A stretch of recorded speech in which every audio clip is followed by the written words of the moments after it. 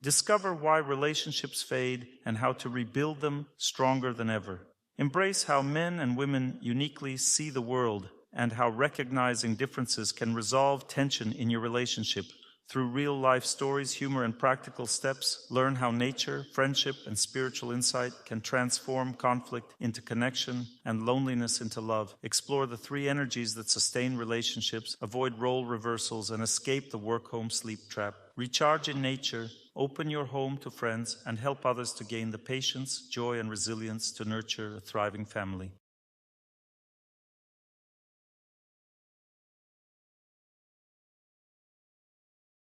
I'm glad to see you all. So we're starting. Today's topic is complex, but not so complex that we can't understand it. We're going to slowly move forward together. That means that we need to understand how to treat each other, how to build relationships, how not to take offense, how to forgive, how to explain to a loved one so that they understand why relationships fade, why families break up, why one love ends and another begins. About that. A person has a subtle energy body. We all know that a person has a physical body. The physical body is what anatomy studies. There is also a subtle energy body that is not studied in anatomy. The interesting thing is that most people don't know about the existence of the subtle energy body. How this body is structured, how it works. When I think of myself, I don't think of myself as an arm or a leg. I think about my thoughts, my mood, my character, my relationship with others. Sometimes, of course, I think about my arm hurting. That means I start thinking about my physical body when it bothers me. But if it doesn't bother me, I don't think about it, right? Sometimes I also think about it when I need to make it beautiful, that is, when I need to dress up nicely. Then I think about it too. And so on. You understand? Basically, a person thinks of themselves as a subtle energy body. They're talking about their psyche. Some scientists believe that the subtle energy body is a consequence of the physical body. They say that the psyche is a second signaling system, which is a combination of nerve impulses. That's just a theory, and that theory is wrong because it's been completely disproven long ago. There are scientific works written by, for instance, Moody. He is a scientist, a professor, a doctor of sciences. He did cardiology, researched and worked with borderline conditions. What that means is that people went into a state where their heart stopped. It's called clinical death, and then they're brought back to life. During clinical death, the brain doesn't work, the heart doesn't work, the person doesn't breathe. There are situations where nothing functions for a period of time. During this time, they record everything that happens to people, all the sounds, all the words, who moves and how they move. Then they synchronize everything in time with what's happening to the person's heart and observe. The person relates that the moment this happened, they saw themselves from above. That means out of 100 people, 30 people described things like what one doctor did at a certain time, what another doctor did, what they talked about. And everything was documented, even though no one had ever talked to that person before. They just regained consciousness and only then began a conversation about what they'd seen and heard. Such a scientific experiment proving that Hindus invented a good religion where you don't die completely when you pass away. That means that there is a subtle energy body. It separates from the physical body, and the person can hear, see, and understand everything. And it's a more correct view of life because when I started studying the Vedas, I found out that everything is systematically organized. It turns out that there are functions of the mind. There are three components of the subtle energy body: the mind, the intelligence, and the self-esteem. Each component has its own functions. Because of them, men and women have their own peculiarities, how they work, and so on. Based on that, we can understand what's happening to us. What has happened to us? It's like the song, "What a Spring, What a Day, Why Did You Take Offense, Why Did We Break Up?" That's what we're going to figure out now. So, there is a subtle energy body, there is a physical body, and there is another body called the spiritual body or soul. The human soul is located in the heart area like a little spark. If we say "my soul," that phrase is incorrect because I am the soul. My hand, but I am the soul, because the hand can die, but the soul doesn't die, and even the subtle energy body doesn't die. It maintains the form of the physical body that it lived in for a while because the subtle energy body fully provides the physical body with energy and all the necessary functionality. You understand? Why do nerve cells work? Why does a person have the strength to live? All of this comes from the subtle energy body into the physical body. You understand? Even the physical body develops in the image of the subtle energy body. When cells are laid down in the embryo, let's say, the neural tube is laid down all at once in several places. If you think about it, how is that possible if there's no blueprint? It means that if there's no blueprint, then everything has to grow from the bottom up, let's say, from head to toe. But when something is formed at the same time, it must somehow connect in a three-dimensional space, you understand? It turns out that the Vedas explain that there is a blueprint, which means that there are these subtle energy channels called shrotas. It is through these channels that cells and tissues grow, and the person grows up exactly as intended. When you plant a seed, the subtle energy body unfolds in the same way. When the seed connects with the moisture, the soul enters there along with the subtle energy body, such as an apple tree. In other words, the soul with the subtle energy body of an apple tree enters the apple seed. The blueprint unfolds, and then the apple tree grows according to that blueprint. That's why it grows apples, not oranges. You see, don't you, the same apples that are encoded in this seed. It means that the blueprint is unfolded first, and then the whole structure is formed. There is a subtle energy body. There are two types of subtle energy channels in the subtle energy body. The first one is called the shrotas, which control the functioning of the entire body, and the second one is called the nadi, which are the subtle energy channels that are responsible for our mental functions. These subtle energy channels, the nadis, extend even beyond the body. This means that, for example, here in the heart area, these subtle energy channels can reach those with whom we are connected. For the sake of supreme and true love, we must remember that our loved ones are connected to us for life by an invisible thread. I always feel that there will be a thread between me and you. You understand? These invisible threads are described in the Vedas. It means that a person, let's say, falls in love with someone, and this thread is formed. In about a year, a very tight thread is formed between a man and a woman. This is called marriage. That means that marriage is not tied to registration. We think it all depends on the registration. No, it depends on the formation of that thread. That means that if a thread is formed, and if one person leaves, the other one can't live without them because they're connected to each other. There's a subtle energy flowing between them. That means if I'm in a good mood, they're also in a good mood. If they're in a bad mood, I'm in a bad mood too.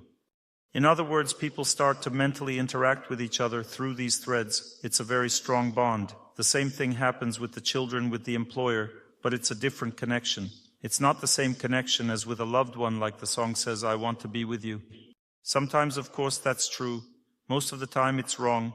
It means that these threads have different types of relationships. There are business relationships. There is also a connection. People feel each other. There are love relationships, family relationships, and friendly relationships. Friendly relationships are not business or love relationships, but the connections are there too. That's my friend, I'm worried about him. That means I'm connected to him. To worry means to give energy, to give strength. Let's move forward. The soul is located here, in the heart area. It has a mental structure around it that looks like a little sphere. It even has a name in Sanskrit, but there's no point in saying it. You won't remember it anyway. A sphere. And within that sphere, there's this energy that's constantly changing. We'll call it the person's mood. So the soul looks at this world through this sphere, and the mood is constantly changing. Today the mood is good, so the world is bright. Tomorrow it's bad, so the world is sad. This mood depends on this sphere, from which knots of fate come out. In other words, fate is this sphere, or the accumulation of memories of our past actions and desires. There is time. It's the energy that is constantly moving everything forward, so this sphere is influenced by time. As a result, some particles of fate are constantly arising within this space, and they immediately paint the whole space in their own color. And it's from this inner space that the threads go outwards. For example, the thread is colored with the color of my mood. Let's say I'm in a bad mood and a loved one starts to feel bad too because I've filled the connection between us with bad energy due to the way fate has impacted. They ask, what's wrong? And I don't even know what they want from me, which means I'm in a bad mood, but they might even realize it before I do. I seem to be doing fine, but they feel that there's something wrong with me. That means that fate has begun to act.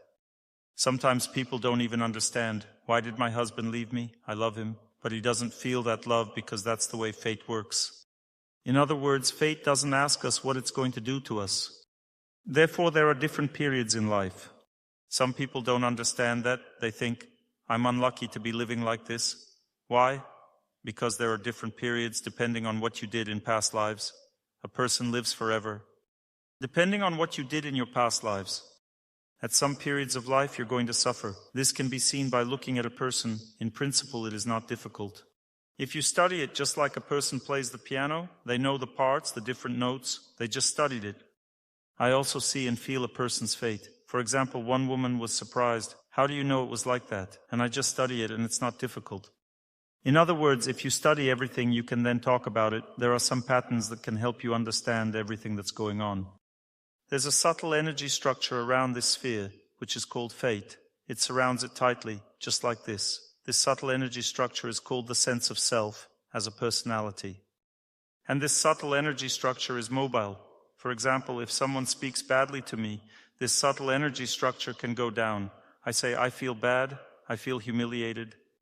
If, let's say, fate pressures me and I can't do anything in my life, I get put in jail or can't pay back a debt, then the self-esteem goes down and the person doesn't want to live.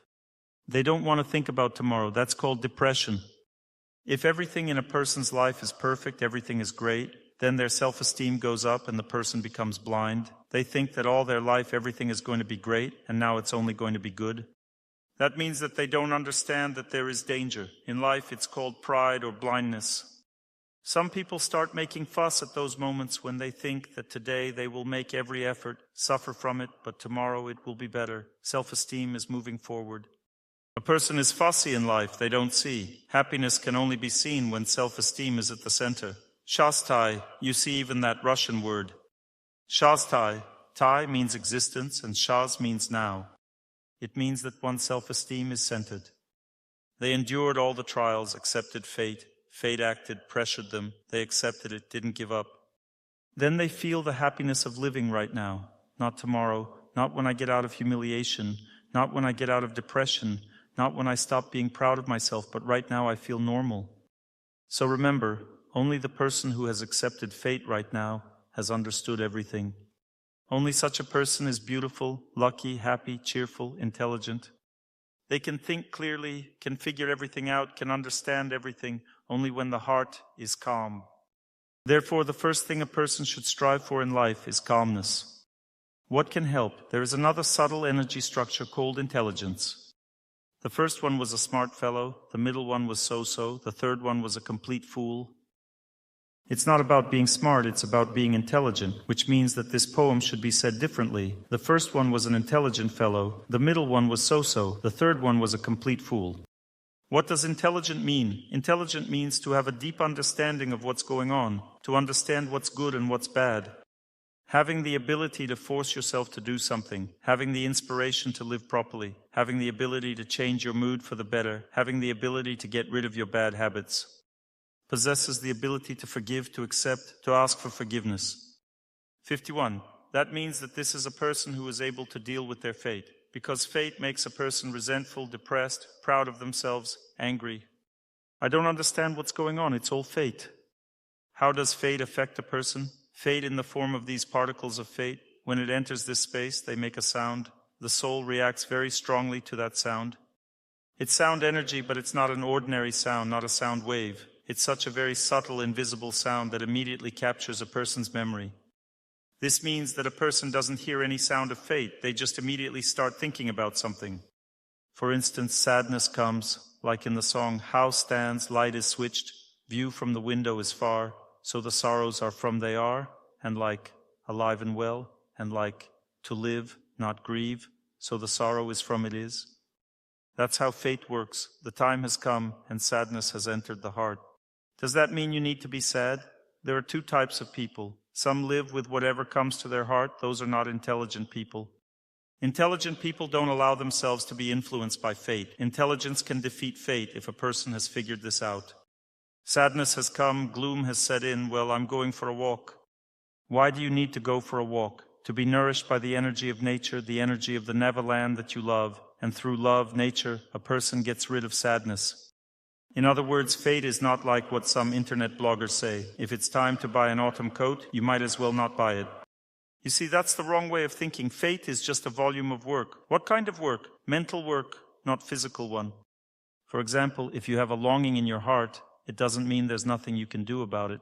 There are methods and ways to make sure that there is no longing in your heart. If your husband leaves, it doesn't mean there's nothing you can do about it. There are methods and ways that can influence the situation, but not like, hey, come back. That's not a solution. What are some ways? We'll talk more about that. What are some ways that affect fate? Because who is a loved one? A loved one is the executor of your fate. It's not fate itself. They're just fulfilling fate. And if you defeated your fate, but suddenly a loved one doesn't want to come back to you, suddenly that can happen, but you've defeated your fate.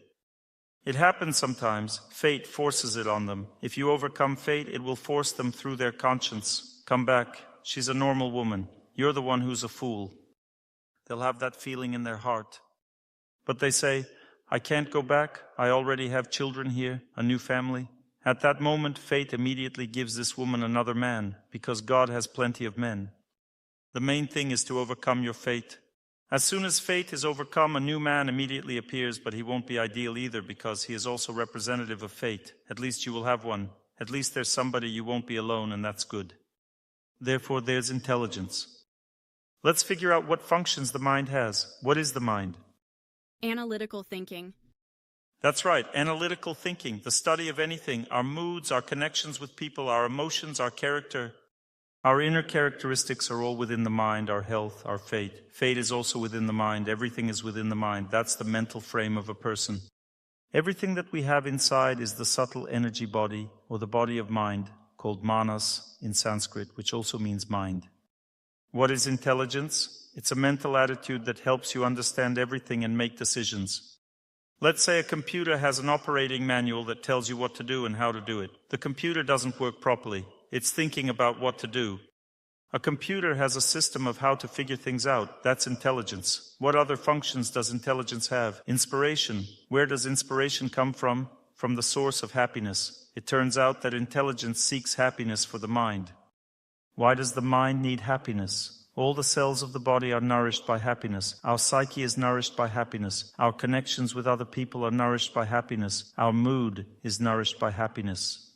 The whole body, all the organs, the heart, the liver, everything is nourished by the energy of happiness. A person cannot live without happiness. A person needs happiness. Without happiness, everything falls apart. You can't sleep, there's no health, relationships fall apart, everything falls apart. The amount of happiness is in the human psyche, in the heart. From this little sphere inside, happiness is formed from the heart. Happiness is in the heart. People say, I have happiness in my heart. So happiness is formed in the heart. And when fate is bad, it extinguishes this natural formation of happiness in the heart. And so a person has to draw happiness from somewhere. So what is intelligence? Intelligence is a function that helps one find happiness. Where does a person derive happiness from? Naturally on the mental plane. Let's say a person has a purpose in life. What is the purpose of life? It's a function of intelligence. Why is it needed? In order for happiness to constantly flow in. For instance, a person builds a house. Happiness flows into him. He stops building. Happiness stops flowing in. He starts to worry. A child is born. Happiness flows in. That's it, happiness. You got a dog. Happiness flows in. When you feel bad, you go to the dog. The dog is silly, doesn't know you've been fired from your job. It sees you and wags its tail, rejoices, and somehow feels better. At least someone in our family feels normal, right? That's how a person lives. Get someone, and that becomes their purpose in life. Someone who brings us happiness becomes the purpose of our life. Let's say a neighbor brings happiness, so they become the purpose of life. Wife is no longer the purpose of life. That's called a mistress. Or let's say the head of the factory gives happiness and then stops giving it, and you get disappointed with them. Why do we become disappointed in people? Because we become enamored first. Imagine I'm riding in a tram next to some person and I'm very disappointed in them. Why should I be disappointed in them? It doesn't matter to me whether they exist or not. I could only be disappointed in them if I believed in them first. You understand? That means that if you believed in something, then there's a reason to be disappointed. If you're not enamored, you're not going to be disappointed. So these are all functions of intelligence: becoming enamored, becoming disappointed, believing in something. What is inspiration? It's when you're moving towards your dream. That's what inspiration is. Moving doesn't mean moving your feet. You understand? It means the action of intelligence. That is, one is moving towards their dream. Let's analyze the functions of intelligence. We choose the path. It's a function of intelligence, choice. A person chooses one way or the other. what to do. If intelligence is weak, a person doesn't know what to do. Going towards your dream means to be purposeful. That is to have a goal. And we should not turn away from the path anywhere. That's called determination. A person doesn't turn away, they go to do it. All these are functions of intelligence. So determination, purposefulness, inspiration. Inspiration means to feel happiness from the goal, and as a result you feel inspiration. Knowledge, you know for sure what can help you in life. Determination means you have life experience. You know that if you do this, you can help yourself. Determination has been awakened. Insight is a female function of intelligence. The feminine functions of intelligence include the sense of feeling purity, truth. A woman feels the truth. Insight, the feeling of where the truth is and where the lies are, is more developed in women. Determination is the ability to achieve goals. Strength of spirit. These are male functions of intelligence. The female functions of intelligence are insight, sense of truth, integrity, desire to make things right. It means that the female intelligence wants everything to be right, and the male intelligence wants everything to be the way a man sees it, not necessarily right. That means that a man relies on his experience to make decisions, while a woman relies on the experience of her elders, on instructions. Both are good. If a person has experience, they should rely on it. If there are instructions, one should know them too. Therefore, a woman learns how to live properly, and God forbid that a woman should believe someone else on how to live properly. As a result, all the instructions change. The husband doesn't know anything about it yet. She went to the lecture, listened, studied everything, and now we live differently because we lived wrong. But a man can't react that way because he's already experienced. He relies on his experience. So he says, listen, I don't care about your instructions. Let's live the way we lived. Does that sound familiar? Because intelligence works differently in men and women. How does a woman listen? She soaks it all up to figure it all out in detail because she doesn't make her own decisions. Her intelligence doesn't have the determination to make decisions, but she has a very strong ability to understand what's right.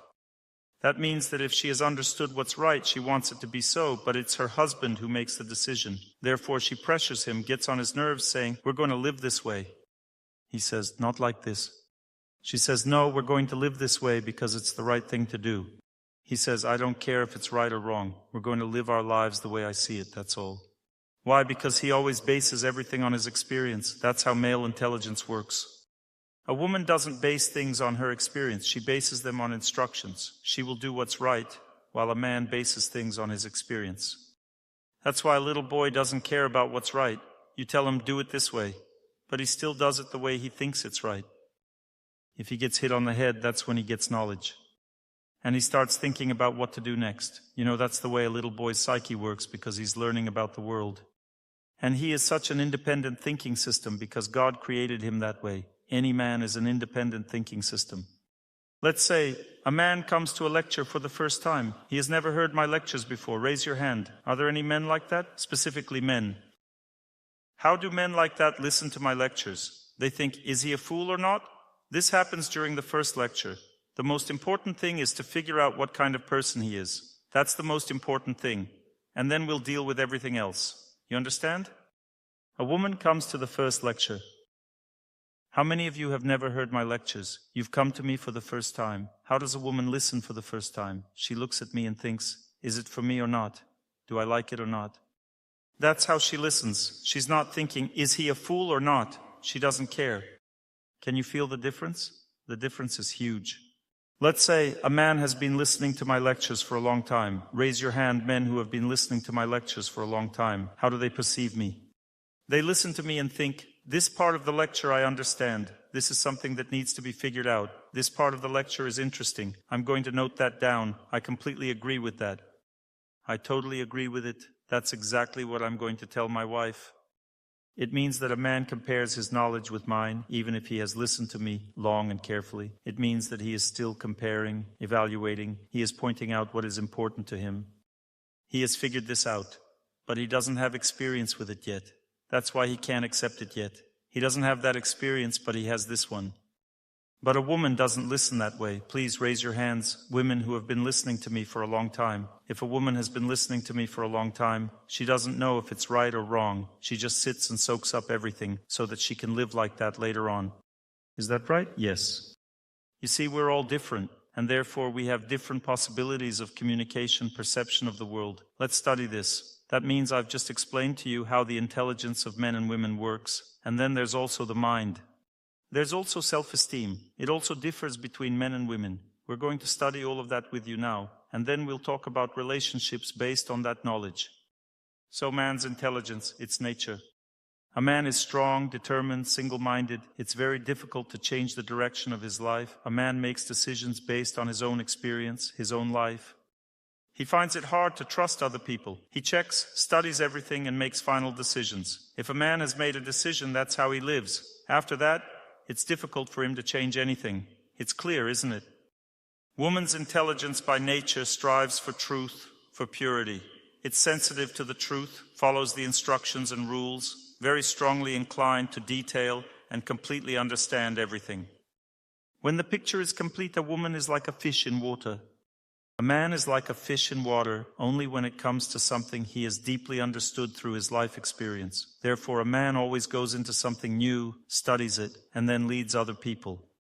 A woman deeply understands what is known, and there she just sets things up the way they need to be. That's why in the society, mostly women take over the whole functioning of the society, social structure, while something new is developed mostly by men.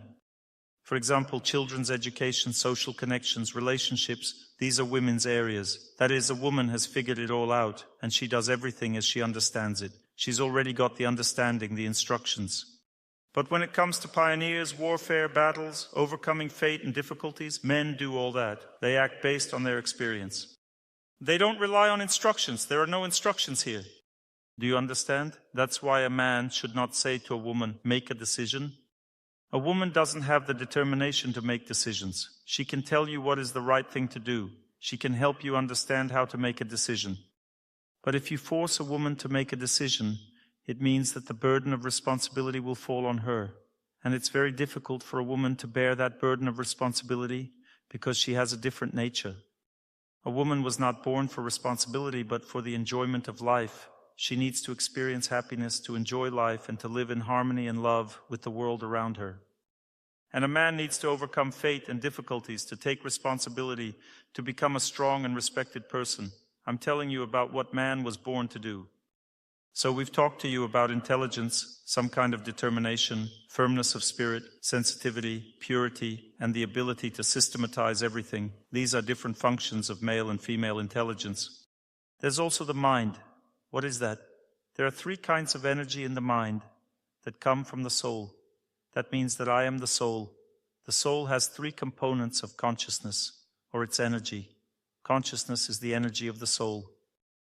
The 3 components of consciousness.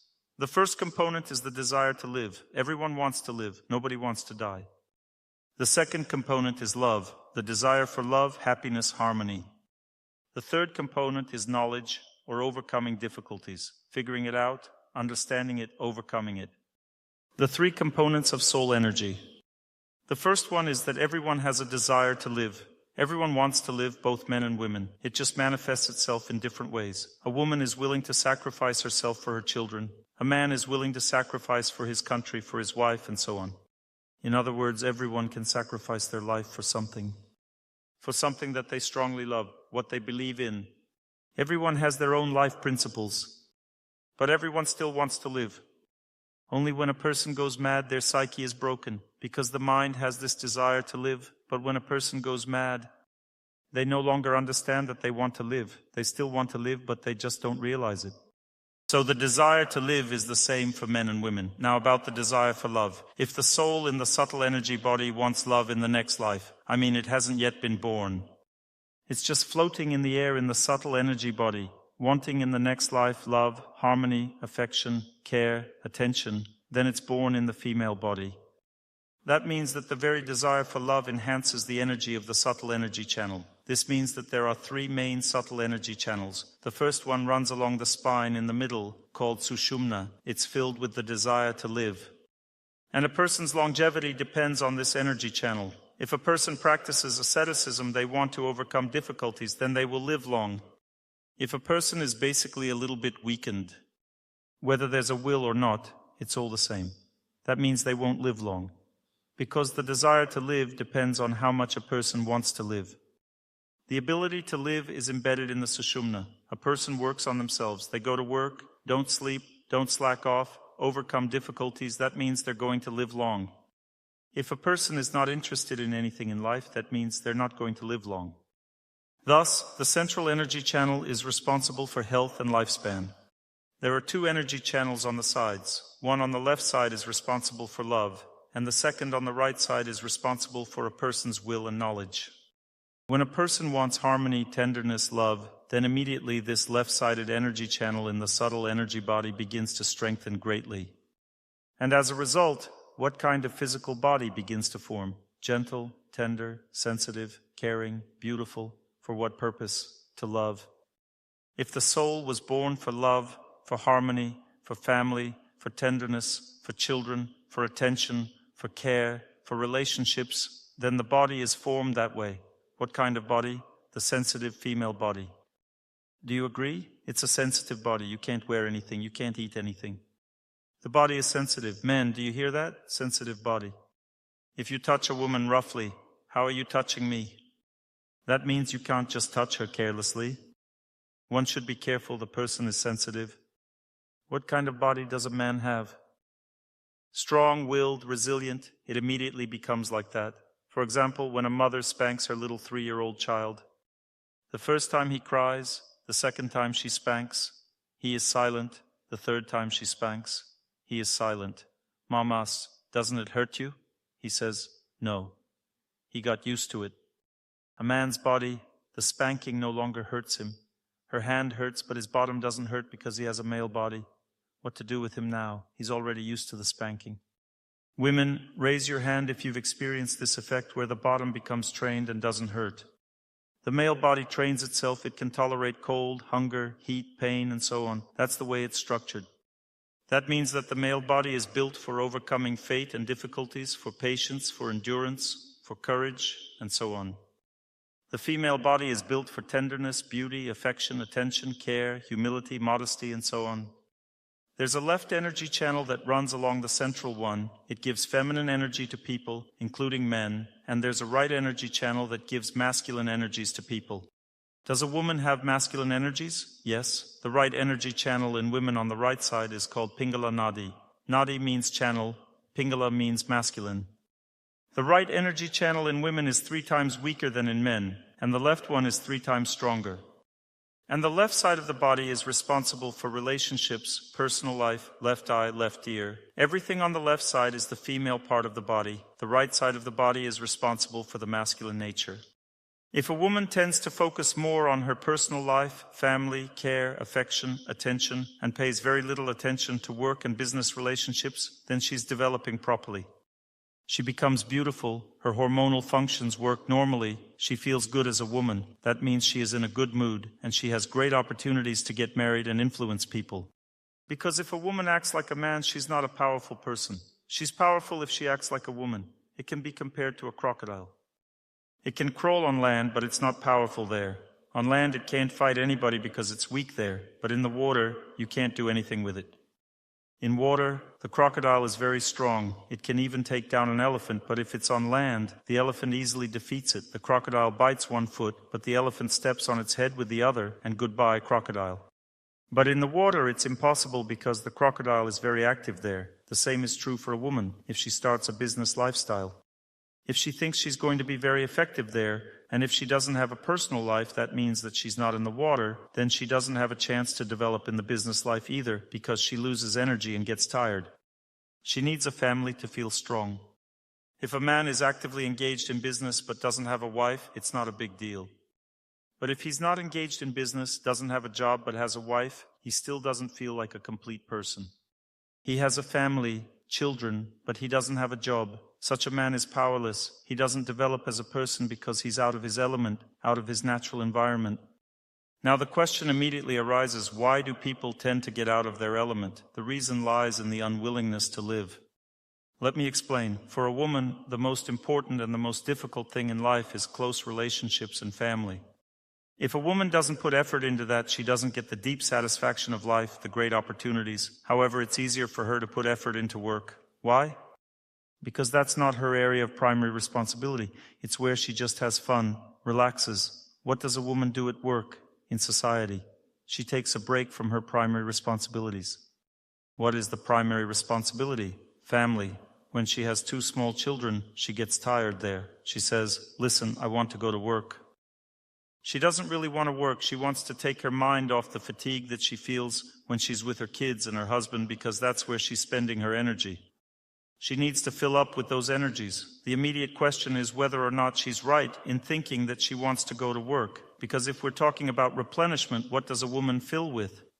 She's filled with kind social relationships where there's no self-interest. If she comes to work and everyone keeps pushing her to do one thing or another, she's already exhausted at home, and now she's under pressure at work as well. If she attends an arts and crafts circle or something else, she dances, sings, knits, and feels good when she comes home. Or she goes to the cinema with her friends, but not to dance parties, of course. That means she's been spending time with her friends, learning to cook together. Or something like that, and she's happy because she's boosted her energy. If she's working hard at work, it doesn't mean she's boosted her energy there. There are business relationships that are alien to a woman's nature, and there are social relationships. That's why women just like what they like.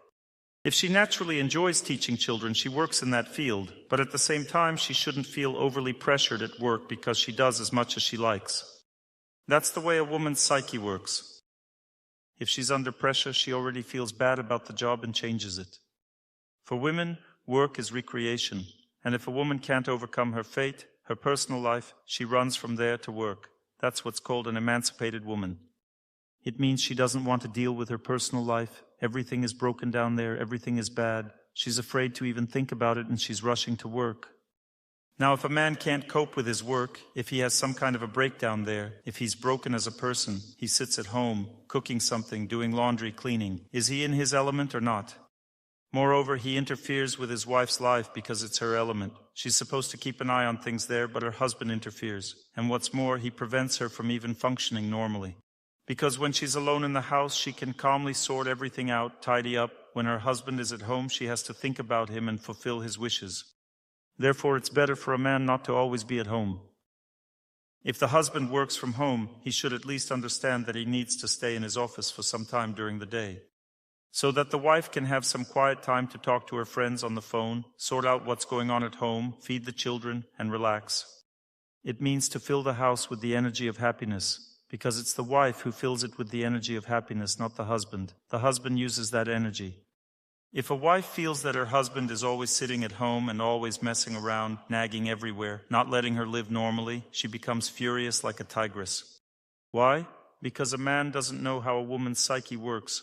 The woman needs to be allowed to dominate the house. It's not that a woman is a subhuman entity who doesn't need anything in life, who only needs to obey and submit. No, she has her own sphere of power, and a woman's sphere of power is children and order in the house. Also, her husband's body is her sphere of power. It belongs to her, not to some other woman. For instance, someone decided to touch her husband. His body is her property. Similarly, the children are under her authority. She takes care of them. The house or the flat where you live is under her authority. Do you think it's your authority? Okay, let's figure it out. Is the wallpaper with flags or flowers? With flowers, it means feminine energy. Is it a barracks bed or a softer one? A softer one means feminine energy. That's good. In the kitchen, are there columns standing up, or is it all nice? Flowers and butterflies. Flowers and butterflies are feminine energy. Everything you take in the flat is all feminine energy. Let's say you decided to do some tidying up. You did it, come back 2 days later and see that everything has been rearranged. Why? Because your wife is the boss there, not you. And the worst birthday present for your wife is to change the furnishings in the house. She thinks, damn, I've been creating this for 2 years. Now it's all changed. She's going to be upset. That's right, ladies, isn't it? That's right. The woman controls the family, the house, the atmosphere, the cleanliness, and the order in the family. She also controls what clothes everyone should wear. What does the man control? The man controls the work, the family development, the general life rules. That's how we live in a family. The woman controls interaction with the outside world, what's allowed and what's not allowed, where we go and where we don't go. She controls some of the fundamental life issues, the most important ones. Everything inside is under the control of the woman. So you've created the rules. Who will live by these rules? A woman. Where does a man live? He overcomes his fate. He lives at work. He overcomes difficulties. Where does the woman live? Inside a man's life. When the man comes home, the woman's life begins. She says, do this, do that. He says he is resting here. And that's also true, because a man works at work, and where does he rest? At home. Where does the woman work? At home. And where does she rest? At work. A man shouldn't force a woman. You have to work more. Why so little? She gives all her energy to the home. Will you cook, do laundry, clean, and take care of the children instead of her? She takes care of the relationship with all the relatives. She makes sure she has a good relationship with her mom and dad, with his mom and dad. That's the woman's responsibility, not the man's. She keeps an eye on all relationships. She notices when you have an argument with your friend. Talk to him, talk to him. She keeps an eye on your relationships with your friends, your own friends, you personally. And she keeps an eye on how you treat your factory manager, other people. If you don't treat them properly, she says to you, why are you talking to him like that? Everything is falling apart. He says, it's none of your business. It's her business. She is keeping an eye on what's going on with the man, because the wife is the heart of her husband. Also, the wife keeps an eye on her husband's health, because the man's only being treated in intensive care. He doesn't feel sick at all. A woman feels sick all the time because she's very sensitive. That's why a woman has 3 stages of disease and a man has only 2. 3 stages of disease in a woman. The first stage, she is sick. The second stage, she is very sick. The third stage, she is a widow. Her husband is dead and she's still sick. There are 2 stages of disease in a man. The first stage is healthy, the second stage is dead. Do you understand the system? So the woman's duty is to monitor the period between healthy and death so that she can catch it in between. And it's a man's duty to encourage his wife and not think that he's unlucky to have such a sickly woman. All women are equally sensitive to disease. Now let's move on. We're figuring out how we're structured to talk about relationships next. Everything is different for a man and a woman. Let's say, when a man eats, what does he do? He fills up with energy to overcome challenges. That's why he doesn't eat, he fresses. He needs to eat much and abundantly. He needs food that gives him strength, the ability to overcome, to live. He says, this is not food, give me food. Food to him means something that will give strength, that's all. So man is fressing, not eating. A woman doesn't eat either. She fills herself with the energy of love. Love only comes from what seems delicious to her. So what does she do? She doesn't eat, she tastes. And she always eats like that. If she tries something and finds it delicious, she'll eat more of it and take it away from her husband too, because he doesn't care. He's fressing anyway, and I need something tasty. Because I need to accumulate love. And what she tastes good, she eats from both her plate and her husband's. And she gives the rest to her husband because it's not tasty today. Yesterday it was tasty and today it's not. No one knows what she's going to eat today, not even herself. Because she tastes what tastes good to her, she eats. If you ask her, what are you going to eat today? She doesn't know, don't ask. How often does a woman eat? She eats often because she doesn't eat, she tastes. If she is in a bad mood, she eats immediately because she keeps her mood by eating. If you don't give her the opportunity to eat what she likes, she'll walk like a tigress. Remember, a woman's hormonal functions are supported by sweet foods. For a woman to be beautiful, she needs to eat sweets. Some women believe the theory that sweets ruin life and stop eating sweets. Who suffers? Husband? Because she starts nagging him, she's dissatisfied with everything. When should you eat sweets? In the morning and at lunch, just not in the evening? Or only sweet things that are not sweet, dried fruit, dates can be eaten in the evening, and honey. You can't eat cake and so on. Cake only at lunchtime.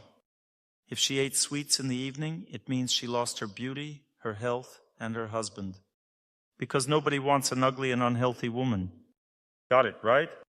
What is the strength of a woman? In beauty. What is the strength of a man? In the ability to overcome. A man is beautiful if he's able to overcome difficulties to win. A woman is beautiful if she's gentle, affectionate, attentive, caring. Beauty is necessary to keep the relationship alive. If a woman isn't beautiful, a man doesn't show his masculine beauty, there's no relationship. Let's move forward. Let's understand how different relationships are built. Let's say there is a relationship of love. What is love? It's very subtle, sensitive, delicate, playful. A gentle, unobtrusive energy. Love is energy. It's tender, affectionate, gentle, sensitive, unobtrusive, playful, kind. That's what love is. What is the basis of the relationship between husband and wife? Is it a business relationship? Is it friendly? No. A loving relationship immediately means only one thing. the relationship must be of that nature: gentle, tender, playful, unobtrusive, kind, patient, able to forgive. Not imposing on each other, not pushing each other too hard, not trying to educate each other. Not pushing, just accepting, caring, joking, being affectionate, and not imposing. Then the energy of love flows strongly and well. You'll say, what if this, what if that? Well, remember, the relationship between husband and wife is very sensitive and vulnerable. So remember, if you rudely say something to your wife, she won't hear it anyway because she'll be shocked by your tone. Because the energy of love stops flowing in a man's rigid, intrusive, directive style. If a woman says something emotionally to her husband, she'll immediately be shocked because he can't process these emotions. And that's when the quarrel starts. Why? Because they broke the rules of loving relationships. Now let's talk about business relationships, relationships at work. What kind of relationships are these? It's relationships where there is distance, there are rules, there are responsibilities, there are seniors and juniors. There is stability, there is firmness, there are orders, there is subordination, there is punishment. If you confuse family relationships of love with business ones, then there'll be no family. That means that if you have orders, punishments, demands, firmness, categorical attitude in your family relationships, you'll destroy your family. Why? Because relationships between a man and a woman have a delicate, fragile, vulnerable nature. This nature is created by the energy of love, and the energy of love has feminine nature. Therefore, the relationship between husband and wife has a feminine nature. And business relationships have masculine nature. That's why it's difficult for a woman in these business relationships. Men dictate these relationships. They create business relationships. And in the family, the woman dictates the relationships. She creates relationships of tenderness, affection, and love, and a man should follow his wife's advice in these relationships. Every woman has her own nature and establishes her own relationships of tenderness, affection, love, and care. How to explain more effectively to a close person so they understand? First, accept them as a person. That means stop taking offense and being angry at your loved one. Until you do this, you will never be able to explain anything to them.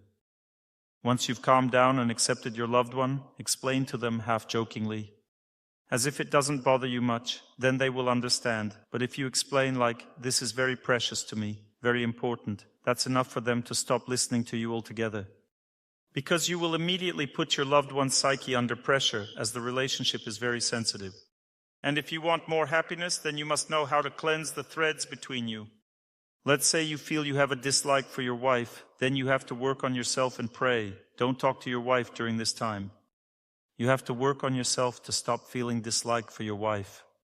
You need to help her, take care of her, do something kind for her, so that the dislike between you goes away, and only then can you talk. If there is a dislike and a person goes to talk to resolve this, what will happen? A quarrel. Why? Because dislike won't go away when you talk. It only goes away through care for each other. So there is an invisible thread between you, and you should clean it, just like a person should brush their teeth, and in this case everything will work out. Let's say you're offended by a loved one. Don't tell them anything. You should first overcome this offense. Do something good, pleasant for the person. Don't wait for them to do something nice for you, but do something nice yourself. And only then speak, because only then will their conscience awaken, and only then will they start asking for forgiveness when they feel guilty. And for them to feel guilty, they must feel you as a person. This feeling comes through the invisible thread. I'll give an example. We had a quarrel with my wife, and she got offended at me. I don't wait for her to stop being offended, because a woman's psyche is very rigid in relationships. A man has a rigid psyche in his business affairs. It's extremely difficult to change him in his affairs and habits, because his psyche is very rigid. It has been formed by years of life. A woman's psyche is rigid in relationships because it has been formed by years of life. A woman lives for relationships. Therefore, if a woman gets offended, it means she will be offended for a long time. And you won't wait until she stops being offended. There's no point in waiting. In order for love to grow stronger, you should approach your wife, and even if you don't feel guilty, say, "My dear, forgive me, I am guilty." What response do I get when I tell this to my wife? I tell her, "Forgive me, I am guilty." And this is like a game. Love relationship has the easy, unobtrusive nature of a game. And this game is not stupid. There is a deep meaning in it. I'll explain now. I tell her, "I'm guilty, forgive me." She doesn't feel that I asked for forgiveness, and I don't feel guilty. But I say, forgive me, I am guilty. She says, in your lectures you say that when you ask for forgiveness you don't feel guilty. Therefore I don't forgive you. I say, but this time I feel that I'm wrong, so please forgive me. This is a complete lie. I'm stating this right now during the lecture. Let her listen. This is a complete lie. At that time I definitely didn't feel guilty, but I told her, I feel guilty, so please forgive me. Why do I say this? Because in relationships of love, truth stands below love. Remember, if you put truth above love, your family will be destroyed. If you prove your truth, the family falls apart. All quarrels in the family arise only because a person puts truth in the family above love. Now you'll say, what? To live without truth? You'll find out soon, a bit later. So I say, I am wrong. She says, okay, I'll forgive you later. She can't do it right away. Her psyche is rigid. I say, okay, I wasn't really counting on immediate forgiveness. I left, came back in an hour and said just casually, so have you forgiven me? She looked and said, not yet. I asked, when will you forgive me? I can't live like this unforgiven. She smiled and said, tomorrow. I came back in an hour and said, please forgive me. She hugged me and said, I've forgiven you. Thank you for what I have. Why did she say thank you to me? Because I gave her love. Love is above relationships, above truth. And at that moment, when she forgave me, I immediately understood what I did wrong in relation to her. Why couldn't I understand right away? Because her truth is in the sphere of relationships. In this situation, she was just tired. It was hard for her to build a relationship. I didn't understand this, and therefore I pressured her. I should have understood, but since I didn't, when she forgave me, I immediately understood that it was hard for her that day. She was tired. Okay, no problem. My truth was also incomplete, because I knew my truth that she behaved wrong in our relationship, was being capricious and so on. But I understood that she simply couldn't behave properly that day, and so on. I'm telling you that truth is always between people. But a woman will never understand a man's truth, because for her relationships are more important than all these laws, rules, and his quirks.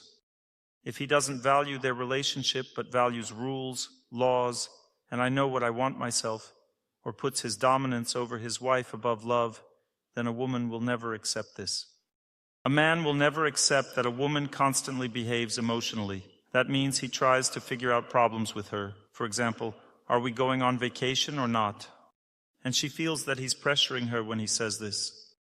When a woman feels pressure, she doesn't want to live, let alone go on vacation. And she says, I'm not going anywhere with you. This doesn't mean she won't go on vacation. This means that you said it wrong. Is that right, ladies? Yes. So you need to come up and ask her very kindly and gently, are we going on vacation or not? And she will say, I don't know yet. That's how it is. You shouldn't blame her for this, because a woman isn't guided by knowledge. She is guided by feelings. She hasn't felt it yet. She needs to feel whether she will go on vacation or not. Why does she need to feel this?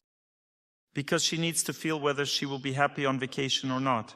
Now ask yourself, do you need an unhappy wife on vacation? If you don't, then wait a little bit, because if she feels that she wants to go on vacation, she will say so. But if you pressure her, she will never say it, because for her relationships are more important than actions, events, principles, and rules. That means that a woman is woven from relationships, therefore she considers who to go on vacation with or not to go at all. If the relationship is good, she says, I will go on vacation with you, meaning with you, not just on vacation. But if she says, I won't go, there is some reason. Even if she wants to go with him, she'll say, I want to go with you, but I can't because I'm sick. Or we have small children, or we don't have money, or something else. She will have doubts, because there is a reason. But she won't necessarily say, we won't go. She won't say it like that. She'll say, I don't know, maybe it's better not to go.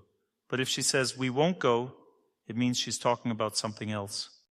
This means she's saying, I don't love you when you behave like this, because you're building our relationship wrong. Yes, if a woman says, I don't love you, it doesn't mean she doesn't love. It means she's in a bad mood today, that you acted badly towards her, you let her down somehow. This means it's happening with her right now, because in 2 hours she'll come up and tell you, I love you, and that will be true too. Is that right, ladies?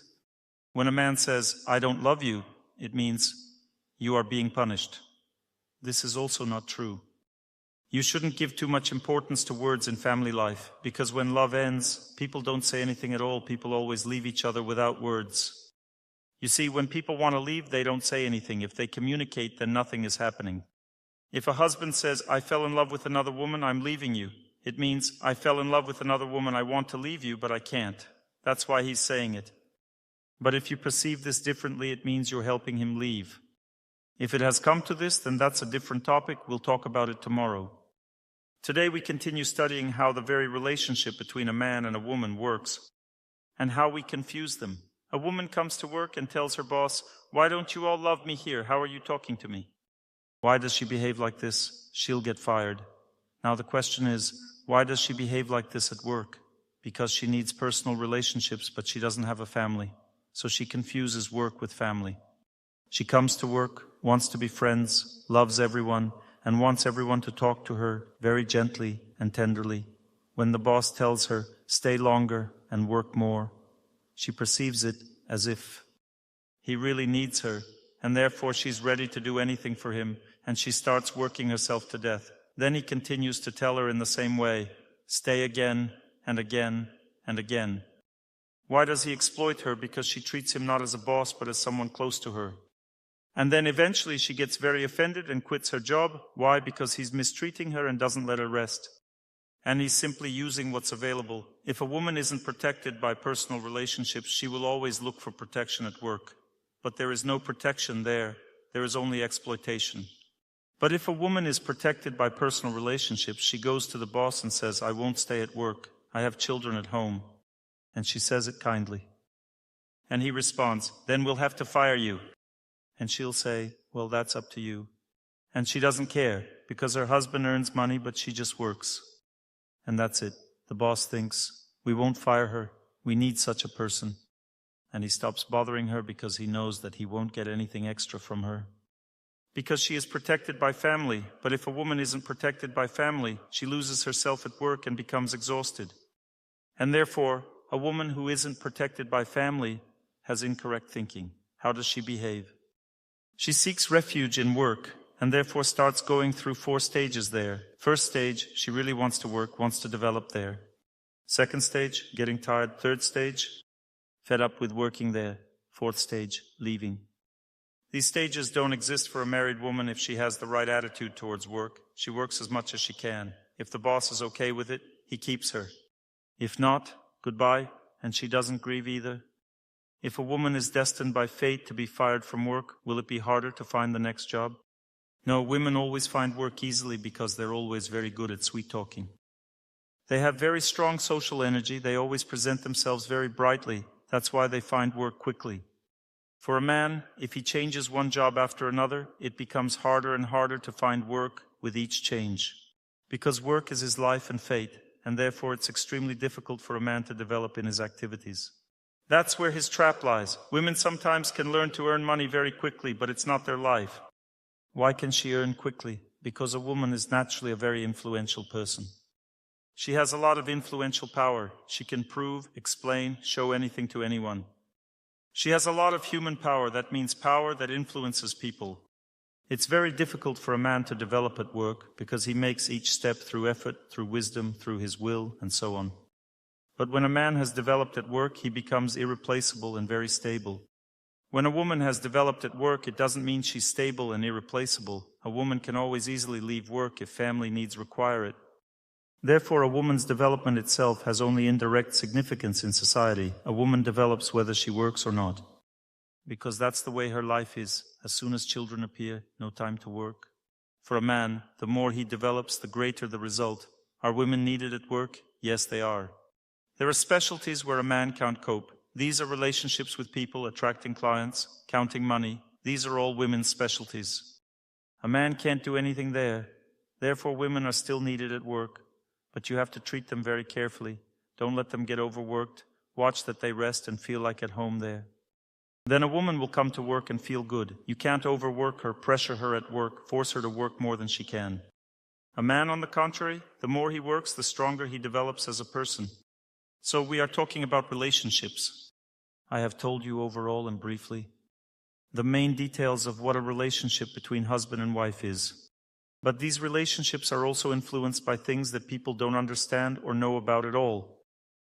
You should know that a relationship between husband and wife is strongly influenced by a person's ability to be healthy, cheerful, well-rested, and capable of building a relationship in this way. Because relationships themselves, love itself is built with the help of certain energy. This energy has three components. The first component of love energy is the energy of health. Just imagine, you love a person who is slippery and smelly, they're unhealthy and sick. And they say, listen, I love you so much. This needs some serious grounds, you understand? This means their mental and spiritual components are very strong. That means you can only love something. But what if a person has nothing? Their mental state is at zero. One is not developed spiritually and is also sick. You say, I love you so much, but what do you love about this person? You can only love energy. You love what gives you happiness. If nothing gives you happiness, where is love? The first component is health. Let's not take a person as an example, but a dog. And we'll take extremes. Just compare one with the other, and you'll understand something. You go to the market to buy a dog. You want a dog, you lack love. Which is also not quite right, but nevertheless it happens. Everyone initially wants to buy a purebred dog with medals. Wow. Something like that. Purebred. Maybe not big, but small and purebred. It doesn't matter. Everyone wants to buy a purebred dog. In other words, something nice to look at. Mostly everyone looks at the number of medals and pedigree, right? And now let's continue. You came to the market and saw a pedigree dog with lots of medals. But for some reason it's slippery and smelly. It's looking at you without much inspiration. And next to it there's a non-purebred dog for sale. It's so soft, fluffy, wagging its tail as soon as it sees you. It's so optimistic, joyful, and happy to see you, while the purebred one isn't. Which one will you buy? The joyful, optimistic, soft, fluffy one, right? There's a lot to love, isn't there? Is that right or not? Now, if you want to look into the depth of wisdom, you should know that a dog becomes soft, fluffy, and cheerful only from the energy of nature. If a dog is literally walked outside, where it can run around, frolic, chew on natural grass, rub against trees, this means the dog will be soft, fluffy, and cheerful. You understand? If it sits at home, no one lets it out. It has even atrophied the understanding that it needs to go outside. It becomes gloomy. Now I have a question for you. Is there a difference in this matter between a human and a dog? What do you think? There is no difference. If a person has a bad mood, they're not soft and fluffy, but rather they lack beauty. Men lack physical strength. Women lack beauty. This means that the person lacks the energy of nature. And in nature, you shouldn't just lie belly up for beauty, but you need to move. You need to run in the forest, exercise and enjoy nature. And then this energy of nature enters the person, and the person becomes capable of conceiving children. 90% of infertility is due to lack of the energy of nature. Remember this, my dears. All people who are being treated by me for infertility should remember this. We make women run in fresh air, or at least on a treadmill, and then go out to the balcony to breathe.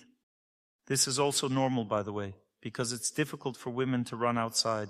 There are dogs running, barking, angry people walking, and so on. She's simply afraid of the street. But if she runs on a treadmill, then goes out to the balcony, breathes, the result is exactly the same. She becomes soft, fluffy, beautiful, and capable of giving birth. Men often think, nothing's working out at the job. It's not that the job isn't working out. You simply don't have the energy of health, because when a man has the energy of health, his work ability increases, his mood improves. People often say, my husband has a bad character. It's not a bad character. He's just worn out. Just go and take him outside, his character will become good. Because a man doesn't know how to rest by himself, his adaptive abilities are poorly developed. A woman feels what's right and what's wrong, but a man rests as he can. When he comes from work, where will he rest? He'll sit in front of the TV and watch. That's it, that's his rest. Is there energy of nature coming from the TV? No, therefore a man doesn't recover in front of the TV. Well, 5 years pass, he rests in front of the TV, doesn't recover, and feels that it's hard living at home. Where will he go? To another woman. Because it's better to live there, that's all. Simple fatigue from work that a man can't relieve leads him to drinking, leads him to cigarettes, and leads him to another woman. Can you imagine how simple everything turns out to be? I'm telling you about a simple, small aspect that often completely destroys a family. He simply doesn't go jogging and doesn't take walks outside. This means they don't have the ability to enjoy each other, and it becomes difficult at home. And when you ask me questions tomorrow, I won't even listen to you. If you tell me my husband left me, I'll say that you don't have the energy of nature in your body, ladies. Someone asked about their husband. You don't have the energy of nature. You don't have a healthy lifestyle. You're exhausted, pale, miserable. Nobody needs you. Everyone needs someone soft and fluffy. A woman's beauty depends on the energy of nature. There is physical beauty. It gives children. It gives a good intimate relationship. The physical beauty of a woman is visible from the outside specifically. Therefore, if a woman doesn't exercise, doesn't run in nature, her physical beauty, her youth gradually fades. On the other hand, a woman who is already older, if she does all this, she will accumulate this physical beauty. That means she becomes pleasant for everyone simply because she lives correctly. Menopause won't torture her, because menopause only tortures those women who are hypodynamic. Remember this. If a woman is active, she moves, she will never suffer from any of these health-related problems. Did you remember this topic or not? It's also important to know that we are atrophied in the variability of perceiving nature. Beauty fills a person. Let's say a person cannot run outside, but they exercise at home. They really love the sea or forest, and when they love it, they think about it and get filled with this power. You need nature's power for normal life. I repeat again, listing the functions. You can't talk to each other or approach each other, not because you're incompatible, but because you don't have the energy of nature. You have no strength. If you don't feel enjoyment from each other, it's not because you're incompatible or need another person. You have the wrong lifestyle. This is called a closed system destroys. What's a closed system? It's work, family, TV, work, family, TV. Energy doesn't go anywhere. Look, does a person get filled with energy at work or not? No, they spend energy. Does a woman get filled with energy with her husband and children?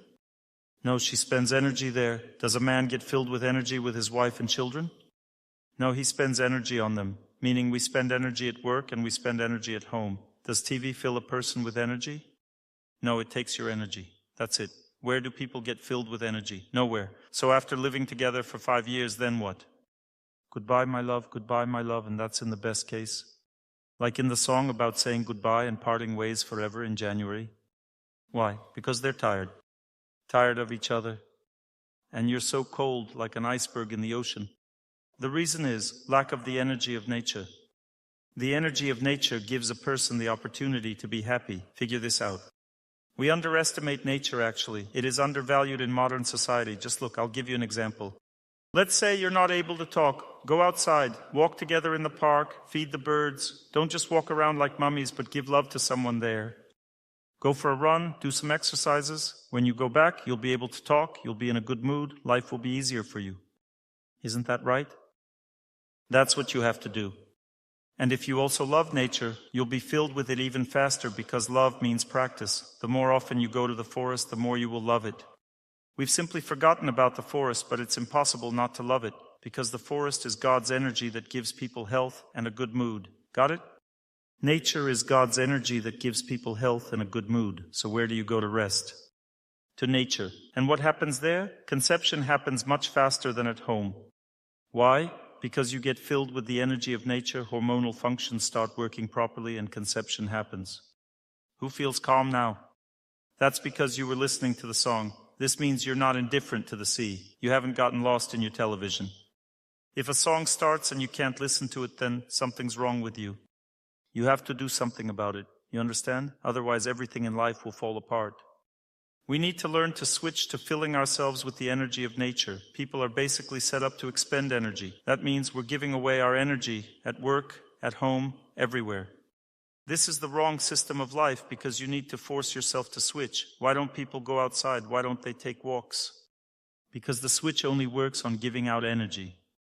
You just need to die, but win, you understand? This is incorrect thinking. Did you hear that bell? It means it's time to switch already. You need to switch because sometimes it's just a bell, and sometimes it's already hemorrhoids showing up. That's already a warning bell. You need to switch. That means hemorrhoids appear from tension, not because your intestines want to see what's around. That's it. You have to force yourself, my dears. You say, we can't run outside. People in our city are mean. Fine, buy a treadmill, go to fitness classes with nice people. You know, people who do fitness are always cheerful. Turn off your phones, you're disturbing everybody. Everyone at fitness class is joyful. Every time I visited the gym, I saw treadmills and happy people there. You can meet people, communicate with them. Because all people who work on themselves, do sports, always have a good mood. They value their life. But if a person is narrow-minded, doesn't even have time to go for a run, do some bending exercises and everything else, it means they can't get filled up. They're depleted. Remember, 5, 6, 7 years of depleted life means goodbye intimate relationships. The first sign, you've lost your health, you have no energy. There will be no conversations because you have no energy, you're depleted, no relationships, you'll be sitting in different rooms, simply because you have no strength to communicate. This means that I'm looking for someone who has energy, someone soft and fluffy. I don't need a slippery and smelly person anymore. I'm already tired of that. Do you understand the system? So what percentage of divorces happen due to fatigue? 5, 10, 15, 20? 50, my dear, 60. These are the numbers. It's not because he's a jerk, but simply because of a wrong lifestyle. They have become narrow-minded. At work, at home, and in front of the TV. That's it. This is the reason. So I gave you a simple recipe. Try it. You'll see results right away. Not tomorrow, not the day after tomorrow, but today. If you go for a run in the forest, you'll come home happy and forgive each other. Now the next advice. Now I'm going to tell you about 3 energies of love. The first energy of love is the energy in which you feel good mood, cheerfulness, you joke, have fun, and experience a pleasant feeling from your close person's body. A pleasant feeling coming from a person, this is the energy of nature. Now what is the second energy? This is also divine energy. It is given to a person as family possibilities. Will there be love in a family if people can't find jobs? They simply don't even have the opportunity to accept each other, to go and get married. They don't have a high enough position in society. They have no friends and no relationships with this world. Where does all this come from? This is also power. This is power. For example, how can a woman get married? One woman asked me how to get married. Show me in practice. I'm fed up with philosophy. I say, it's very simple. You need to sweep some man off his feet and get married right away. But how to sweep him off his feet? For this, you need to be filled with the energy of beauty. And how to get filled with the energy of beauty? For this, you need to know that there are 2 types of beauty. All women try to fill themselves with one type of beauty, but nothing changes from this. This is outer beauty. It only causes lust in men. And what do men do when they see outer beauty? They drag a woman to bed, but not to the registry office. That's the difference, because there is another type of beauty. This type of beauty is unique, and it doesn't come from putting on lipstick. Such beauty comes from a woman who cares for everyone. She helps other people and gets distracted from herself, meaning she forgot about her dream. I want to get married. I want affection, love, attention, and care. This has been her dream since childhood. She forgot about this dream and started giving love, attention, affection, and care to everyone herself. She started doing what she herself lacks. The result? She received another type of beauty, a unique type of beauty that makes a man want to marry a woman. This is the beauty of the heart, or the ability to love people, take care of them. It is precisely this ability that increases a woman's hormonal functions, and the woman who loves people gets a baby. It's exactly these hormones that activate in a woman when she starts taking care of everyone. Who needs an uncaring mother? If she doesn't need anyone, why give her a child? Nature designed it this way. If a woman takes care of everyone, loves everyone, she becomes beautiful, and then she feels that she doesn't even need to get married anymore. This same woman asked me, she was very specific, when will I feel that I'm going to get married? I replied, you will feel that you will get married when you stop wanting to get married. At the moment when you feel that you're good as you are, everything is great, you love everyone, and everyone loves you, at this moment your heart will be at peace. And when it's at peace, it means you've become stronger than men, you've won this competition. This means that they will all look at you and won't be able to do anything with you. This means that you've become a very strong source of concern for everyone. This means marriage is coming soon. Many options will appear before you. Take your pick. Because it's not a problem to get married. The problem is finding a woman who has become stronger than fate. She has gained the ability to be such that everyone starts looking at her. That means it's simply a matter of strength, and that's all. Now you'll say, Dr. Torsunov, you're not saying anything about beauty? Outer beauty is necessary, that's a fact. Sometimes a woman is caring, gentle, attentive, but she lacks outer beauty. This is not a problem. Such a girl just needs to be introduced. In other words, men are a bit slow when it comes to finding a normal wife who won't drive them crazy. What do they see? They see outer beauty. And what is a woman's outer beauty? That is her egoism. Men, hear me out. If a woman is very beautiful, she knows about her beauty more than anyone else. And you will be paying a high price for this beauty. She will drive you crazy anyway. With what? With this very beauty. My words haven't changed anything. Men will still look at those who will drive them crazy. That's how nature works. Nothing can be done about it. I'm just telling you that there is another kind of beauty, and this kind of beauty isn't always noticeable to a man. He is mistaken, of course. When hormones are active, outer beauty attracts a person, but inner beauty makes them want to marry. It's necessary to have both types of beauty, but sometimes a woman has outer beauty, but if someone studies with her in the same class or works together with her, he notices that she lacks inner beauty. This becomes very noticeable with close enough communication. Then there are no chances here. A man won't marry her because only outer beauty doesn't give the possibility of getting married. Don't be beautiful, be happy. So you need inner beauty. This is exactly the main thing. Sometimes women leave their husbands. In this case, God immediately blocks the heart. It's a punishment. A family is created for women. Therefore, if a woman hasn't preserved the family and she left her husband, her heart is blocked and she won't get married. There will be many people around. They will all be interested in you, but no one will marry you because you need to make amends for a long time. Try to get this person back. If it's impossible, then God will give another one. It will not work if you leave someone and try to find a better one. There is no such path. If you abandon a person, you'll only find problems for yourself. Go back. If you can't return to him because he has another family, try to go through your path. Once you've gone through it, work off your bad karma. God will give another person. If you haven't gone through it, you'll be alone. But if a woman has inner beauty and lacks outer beauty, she will still get married. So the power of a person's ability to get a job or get married means to cultivate the energy of love for people. If you are a socially developed person and capable of loving people, then the possibility of getting married and working normally increases 1,000-fold. How does social development manifest in male and female bodies? Girls should be enrolled in rhythmic gymnastics, dancing, singing, drawing. Movement activities are better. Why? Because there she develops her ability. She shows herself to others and loves other people. She develops socially and she becomes strong in relationships with people. So getting married becomes easy for her. If she wants to, she gets married right away. Girls who sing, dance, draw, get married first because they have this ability to interact with people. Creative power is the foundation for a woman to be happy in life. This is her strength. A man's strength is lifting weights, but a woman's strength comes from art. She is able to influence people through dancing or singing. This is where the strength lies. My wife is a very artistic person. She did rhythmic gymnastics in childhood, became a master of sports. Then she started doing Indian dancing and Eastern singing. She sings and dances very beautifully. She is a very attractive personality in this regard. She visited you recently. Artistic abilities are feminine energy. A woman's ability to realize herself in creativity is very important. Women should take dance classes, do something they enjoy. A woman also rests and recovers very much from family matters through creativity, and it helps her much faster than some other things. Let's move on. What is the energy of a person's social power? What kind of love is this? What is this power that keeps people together? This is an opportunity to give oneself to society. This is the ability to see purity and deep beauty in each other. This is the ability to experience deep feelings for a loved one, you understand? This possibility is achieved by people distracting themselves from their family egoism and directing their psyche towards other people. This is ancient knowledge. It is said that if you have prepared food but haven't fed anyone, don't eat.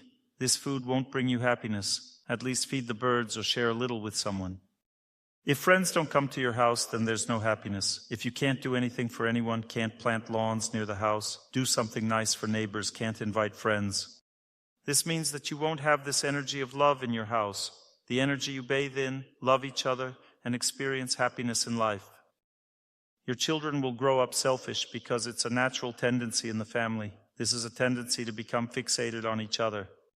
This fixation on each other always leads to the destruction of the family. This is called increasing family egoism. A couple gets married and suddenly they visit their parents less, see their friends less, interact less with others, go out less, and just spend all their time with each other. Why? Because they've become glued to one another, unable to separate. What does this lead to? Increased sensitivity, heightened emotional vulnerability, frequent arguments, and being overly hurt by each other. Eventually, the energy between them diminishes. Happiness disappears because they've drained each other completely. What can be done? There is a wonderful musical duo. I hope you know them because they're your people. This is the ensemble Divya Rosa from Chelyabinsk. They're known worldwide. You know them too, right? I hope so. They sing beautiful songs about love, relations. And it's not just our people who sing like this. This is a well-known topic. People don't realize that when they close themselves off from everyone else and focus solely on each other, a specific type of energy runs out. This energy is crucial for seeing the good in one another, compromising, doing something kind for each other, or forgiving. For example, she says, I can't forgive him.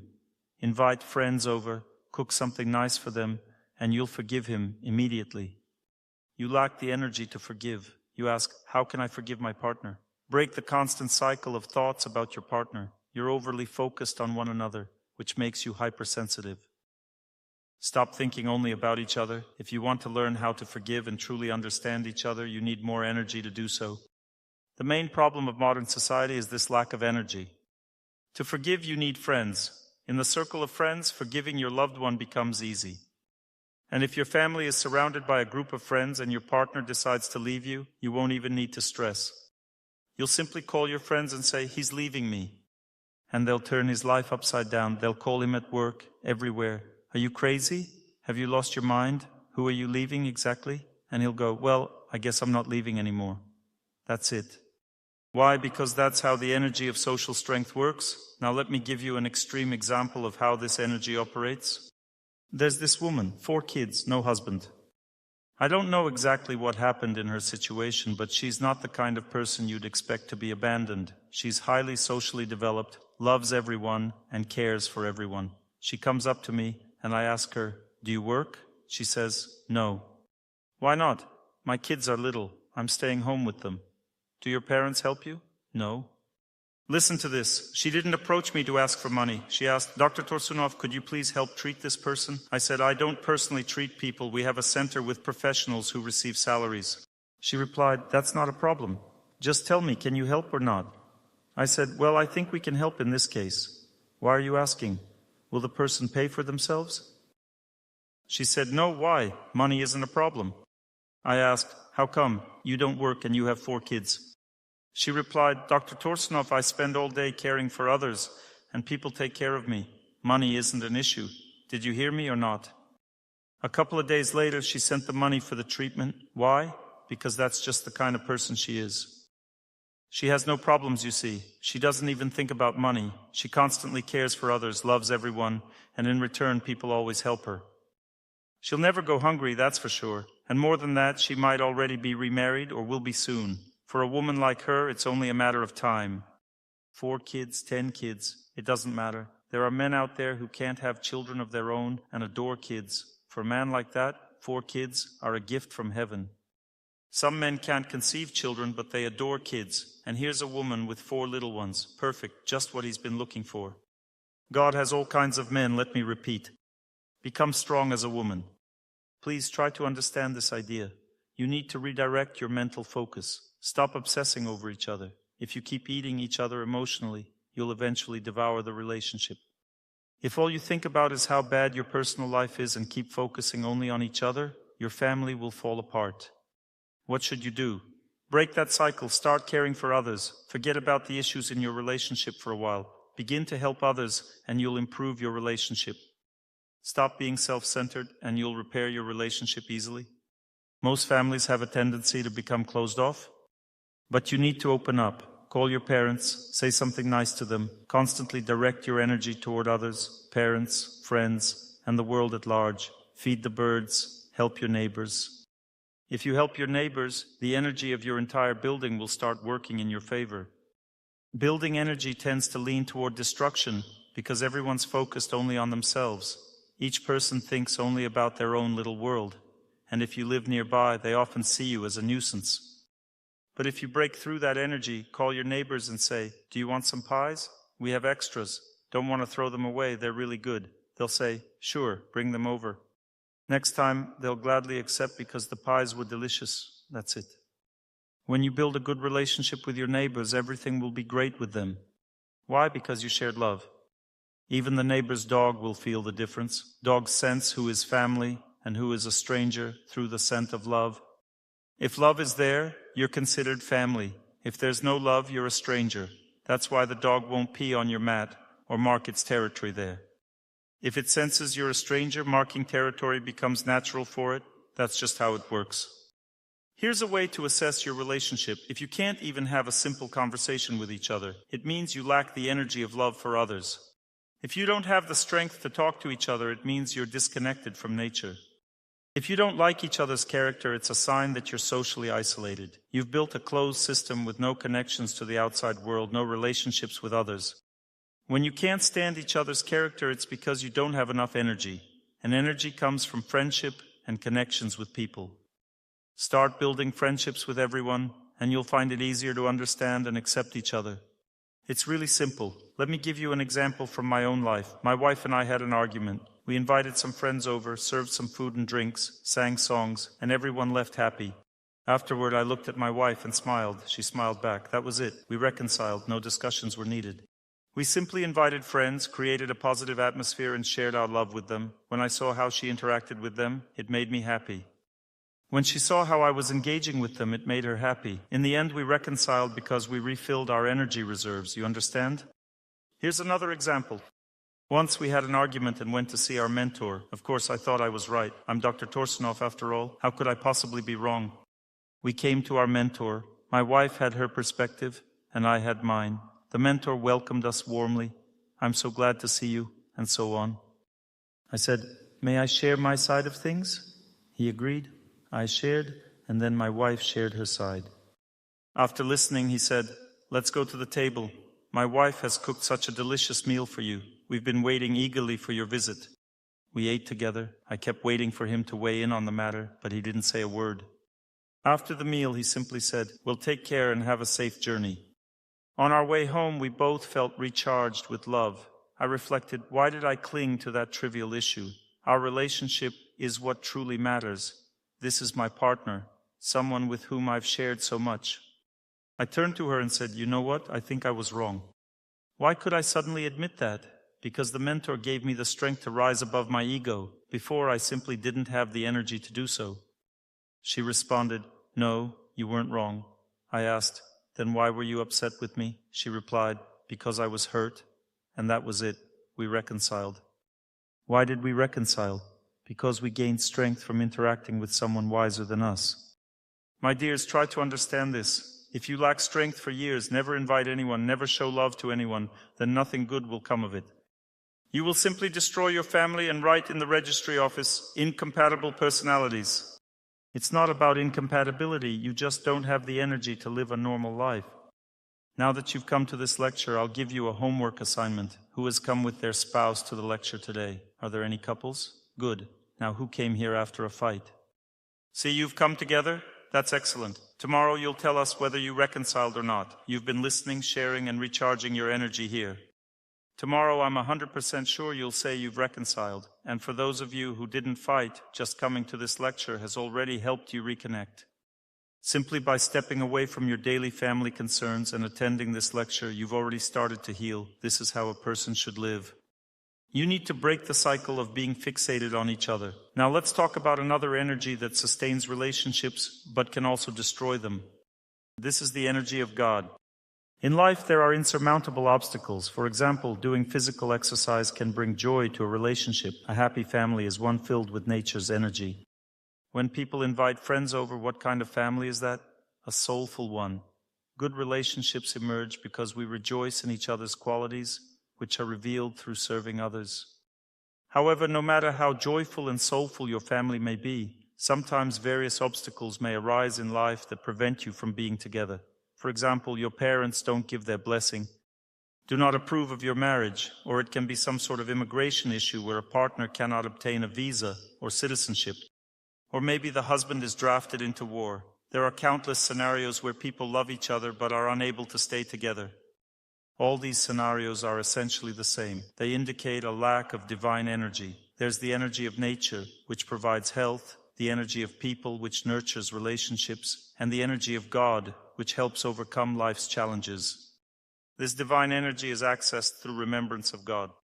To cultivate it, one must learn to pray, attend temples, and contribute actively within them. While working in a temple, are you thinking about yourself? No, you're thinking about the temple. This means you're overcoming fate. When you dedicate time to these actions, your life's difficulties retreat. When a person sees that this genuinely works, it's called faith. Faith isn't just about wearing a cross and claiming belief. It's about gaining experience. Start praying, engage in remembrance of God, serve Him, and visit holy places. Holy places exert a profound influence due to their sanctity. Consider infertility as an example. You exercise, eat right, and lead a healthy lifestyle, yet no children come. What does this mean? It means fate is obstructing you. Divine will is needed. Some holy places are particularly powerful because of the asceticism that holy people there performed for the good of others. These saints dedicated their spiritual power to breaking the chains of infertility. If you find such a place, visit it, serve in its temple, and the result may be conceiving. Do you think I'm making this up? Let me share a real story. I won't reveal names or specifics, but during a consultation, someone told a man and a woman that they weren't compatible. Their horoscopes indicated they couldn't conceive children together. He told them it was their fate and that they should separate. Yet they deeply loved each other. They lived together for some time, longing for children, but were told it wasn't possible according to fate. So they came to me, weeping bitterly. They wanted to stay together, but also wanted children. We're told to separate, they said. Children won't happen. We both want children, but fate won't allow it. I told them, fate doesn't work like that. It's not as if someone turns off the tap, and that's the end of it. Fate represents a volume of work, and sometimes that work can be overcome through prayer. Go to a holy place and pray to God there. They went to Jerusalem, prayed to God, stayed there for several months, and conceived a child there. The problem was resolved. But the story didn't end there. 3 years later, after having their first child, they wanted another one. But it didn't happen. They went back to the holy place, lived there again, prayed once more, and this time they had twins. 3 boys in total. Initially, they wanted just one boy, then another, and they ended up with 3. Later, they came to me for a consultation and said, Dr. Torsunov, we're afraid of having a 4th child. 3 kids are already enough for us. So now they have different sorts of problems, you understand? I've been giving lectures for 25 years, so I've seen many such cases that truly work. One just needs to learn to live correctly. Let's talk about your experiences. Has anyone here faced an insurmountable situation, prayed, and then, suddenly, it all broke through? Anyone? 1, 2, 3, 4, 5, 6, 7, 8. You understand? Learn from these people. They've experienced how it works. Today we began to explore the topic of relationships. What did I begin with? I began by explaining how the human psyche works. Using this knowledge, I pointed out that the main problem is that people don't understand how the energy of love flows. As a result, they build relationships in a wrong and harsh manner. For instance, a woman often acts emotionally in a relationship, and the man starts being rude, cutting her off, behaving in a very harsh and closed-off manner. The man acts rigidly and demanding towards his wife. This leaves the woman paralyzed in the relationship, unable to love or build connections. What's the reason? A lack of understanding of how this energy works. For example, take electricity. It flows better through copper wires, but worse through tin ones. Similarly, the energy of love flows better through soft, gentle, and yielding relationships. The immediate question arises, how do I explain this to my fool husband? The first thing you need to understand is that family relationships are not meant for explanations. Well, they are to some extent, but that's not the main purpose of being together. Your partner didn't marry you to be lectured. They are with you to enjoy life with you, got it? So the explanation option doesn't work here. For example, before my wife and I got married, she used to listen to my lectures. But after we got married, when I tried to explain something to her, she would say, "Go explain this to your lecture attendees." I don't do it anymore. This was years ago. She'd tell me, "I'm not your listener, I'm your wife." The system stopped working. I can explain things to anyone, except my wife. Why? Because our relationship is different, so how can I help her change? A completely different principle applies here. You have to start doing it yourself. If you want your partner to understand something, don't try to change them. Start living in that way yourself. Set an example. And then perhaps you can introduce it humorously or playfully. Suppose I decided to stop expressing my grievances to my wife, to endure, forgive, and care for her. Then I can joke with her. For instance, I say, "My dear, let's think together."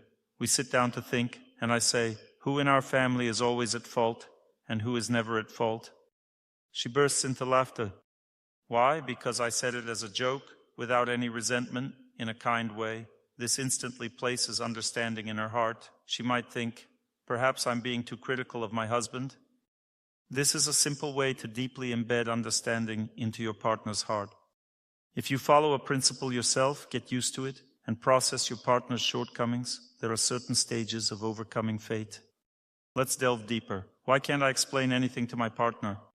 Why is it like a sword hanging over me? Why can I change anything anywhere except in my own family? Why is it so hard within my family? Why doesn't anything respond to adjustment? Why does everything only get worse when I try to change something? Why, after trying so hard to change things, did I end up ruining my family? What's the matter? The fact is, your close partner represents your fate. And fate is a punitive force. Imagine trying to make a prison guard kinder, so he becomes a nice person. Or a hangman. Does that seem like a reasonable idea? The prison guard's role is to punish you. Remember this. A loved one is someone who embodies your fate. They come into your life not only to bring you happiness, but also to challenge and test you. Whether you agree with this or not, fate doesn't care. So if you want to stop being tormented, that's possible too. But for that, you need to overcome your fate. In other words, you must go through a certain journey. The first stage is to accept your fate. This means if your husband is rude, accept it. If you want him to become gentle, accept it. What does it mean to accept? It doesn't mean you approve of his rudeness, but you need to understand it's your fate and view it philosophically. When he yells, step back a little so you don't have to listen too closely. In other words, find ways to coexist with this without harboring anger toward him. If he asks, "Are you even listening to me?" just nod, but don't actually listen. You already know what he'll say. He said it 100 times before. If you truly listen, your psyche will go off balance and you'll start arguing. You need to accept your partner. This is a slow process, but it's the path to changing them. The first stage is acceptance. To accept your partner, you need to jog in nature, do exercises, connect with friends, and go to the temple. You need to replenish your strength. Without strength, there's no acceptance. If you have enough strength, you can accept. You prayed and you forgave. Why did you forgive? Because you were replenished. Once you've accepted your partner, the next stage begins. How can you tell if you've accepted them? You'll find you can joke with them without pressure or tension about things you couldn't even mention before because it would lead to a fight. This means you've overcome about 30% of your fate. You've accepted them and can joke about it. This means that when you speak lightly about things, it will resonate deeply in their heart. In family relationships, knowledge is absorbed through love. Jokes are the energy of love. You might think that if your partner jokes with you, it means they don't take you seriously. No, on the contrary, it means they love you. If someone doesn't love you, they'll speak seriously instead. If you love your child deeply and they bring home a failing grade, how will you talk to them? With a smile. What did you get at school today? Right? But if you don't love them, strictly, what is this? It's immediately clear there's no love. But if you ask with a smile, show me your report card, it means you love them. Then gently and kindly you can say, all right, to the corner you go. Even discipline can be done kindly. For example, the child asks, Mom, can I go play outside? No, you can't. You're standing in the corner. If done as a joke kindly, they'll stand there. And because Mom is kind, the child will quickly repent, plead, and start to understand their mistake. But if anger is your way of solving things, nothing good will come of it. Why does anger arise in relationships? Because fate is a harsh thing. It strikes deeply in the heart. The words and actions of a loved one hurt far more than if a stranger did the same. Don't be surprised if your heart flares up with anger or deep offense. What should you do at that moment? It's hard to understand what to do, especially after an argument. You just need to know that it's inevitable because you were deeply hurt. But that doesn't mean it's the right way to live or build relationships. What are proper relationships? If you've argued, as soon as you realize it was wrong, as soon as you understand that fighting isn't the way to overcome fate or build relationships, go and apologize immediately. Whoever first realizes they were wrong, that arguing wasn't right, should go and apologize. Not about the content of the argument, but for the act of fighting itself. Say, I'm sorry, I was wrong. I shouldn't have behaved that way. That is love. Love means being able to ask for forgiveness from your loved one. If you can't apologize, it means you don't truly love. Always apologize whether or not you were at fault. Once everything calms down, you can sort out the details later. It's best to establish a rule. Don't argue with your loved one. You won't prove anything, and you won't change anything. It's all pointless because fate will torment you anyway. You can't do anything about it. But if you accept fate, it will start treating you kindly. There's a song that goes, if fate doesn't act like a sister, fate isn't behaving like a sister. It acts harshly. What should you do? You need to distract yourself. Go help your friends, and you'll feel better. If fate is treating you poorly, fill yourself with energy. If things are bad with your husband, and you have no strength left to build the relationship or even live together, it means you lack the energy of nature, friends, or God. Go there, replenish yourself, and when you have the strength, ask your loved one for forgiveness. That's how life should be. Apologize, accept your loved one, and only then will they understand everything. The first stage of overcoming fate is accepting it. The second stage is interacting with it. Once you've accepted fate, what happens next? A connection will form between you and the other person. They will begin to justify themselves. Yes, it's good you apologize because I was right after all. That's fine, just nod along. Once they calm down, you can bring up your perspective. They will understand your truth as well 100%. You just need to say it jokingly, and he will understand everything. You can jokingly say, of course you were absolutely right, and I thought it was like this, which was clearly wrong, even though you still think you were right. As a result, they will understand because you said it kindly. Did you hear me? Your joke will go straight to their heart. To the extent they can understand, they will understand, undoubtedly. How should you apologize? Half jokingly, kindly, gently, softly, forgetting your own sense of being right. Your truth will remain with you 100%. You will definitely get your due when your loved one feels grateful for your apology. That's how it all works. Now listen to me carefully. Most people don't apologize because they think only fools apologize. Now listen carefully, this is just an illusion. Because when you apologize, you are 100% wiser. The person to whom you apologize will also understand this. The key is to apologize without humiliating yourself, and we will discuss this topic tomorrow. If a person is humiliated and apologizes, it means they are foolish. But if a self-sufficient person apologizes, it means they are wise. A person who apologizes always wins, never loses. Remember this, it's very important to know. To learn more on the subject of health and healing of the body, please make sure to read my health guide, available for download on my YouTube channel or on my Instagram page. Thank you very much, and see you soon.